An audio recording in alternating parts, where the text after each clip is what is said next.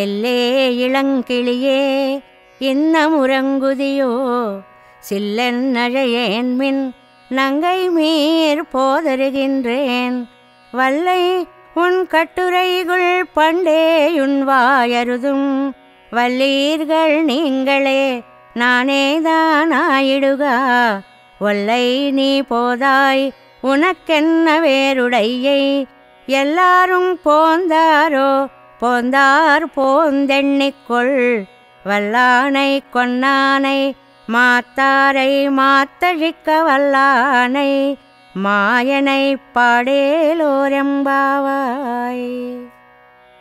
బయట గోపికలకి లోపల పరున్న గోపికకి సంభాషణాత్మకంగా సాగిన మధుర పాసురమిది.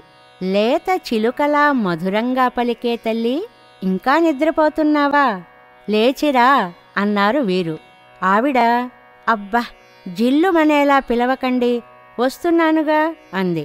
అమ్మా, నువ్వు చాలా నేర్పుగలదానివి తల్లి, నీ మాటలు నైపుణ్యం మాకు ముందే తెలుసులే అన్నారు వాళ్ళు. మీరే నేర్పుగలవారులే అంది ఆవిడ.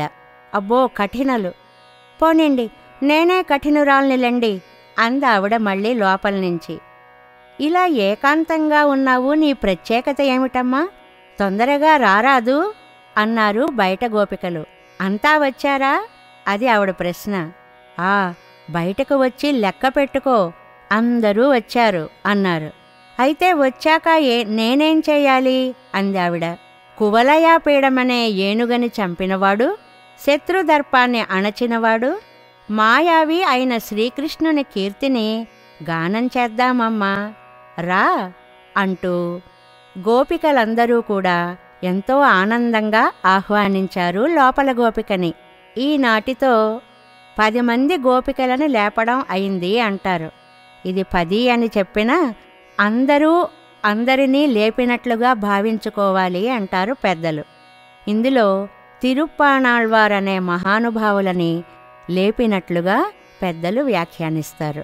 ఎల్లే ఇళంకిళియే இன்னமுறங்குதியோ சில்லென்னழையேன்மின் நங்கை மீர் போதருகின்றேன் வல்லை உன் கட்டுரைகுள் பண்டேயுன் வாயருதும் வல்லீர்கள் நீங்களே நானேதானாயிடுகா ஒல்லை நீ போதாய் உனக்கென்ன வேறுடையை எல்லாரும் போந்தாரோ போந்தார் போந்தெண்ணிக்கொள் வல்லானை கொன்னானை மாத்தாரை மாத்தழிக்க வல்லானை மாயனை பாடேலோரெம்பாவாய்.